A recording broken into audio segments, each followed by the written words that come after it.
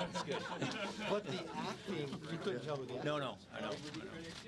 We, in 2016, laid out and articulated a vision for what we think is necessary to get this country back on its track. We spent all of our time together in our majority. Here's what it's going to take to get America back on its feet. Here's what it's going to take to help people who are struggling. Here's what it's going to take to get this economy out of the malaise it's been for a decade to get true growth, to hit our potential. And we're doing it today. This is the greatest example of a promise being made and a promise being kept. It's been a long, long time. It's an honor to be Speaker of the House to see this. This won't translate into a political win for Republicans. No concerns. It's a long time in coming, and that's why we're so excited to see this happen, because we know this is going to help people, we know this is going to grow our economy, and we know it's going to most of all help the people who are struggling in this country. And that's why we're very, very excited about this historic day.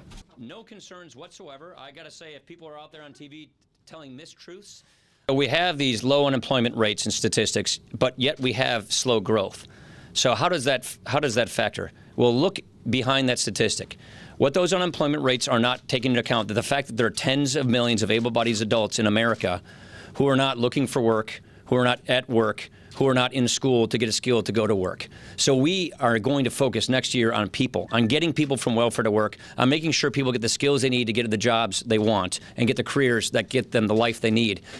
Well, to follow up, why did you feel compelled today to tell your right Republican? We have not had a 3% economy since before the last recession, the Great Recession. Tax reform will get us a 3% economy. And never forget the fact that in a 21st century economy, we have to be competitive with other countries. And when we tax ourselves, basically with the worst tax code in the industrialized world, we're doing great damage to the American economy, which hurts workers, which hurts upward mobility. Fixing the tax code will help us get that 3% economy. You get that faster economic growth, guess what? It bids up wages. It produces more careers. It pulls people who are on the sidelines, able-bodied people, not even being counted by the unemployment statistics, into the workforce.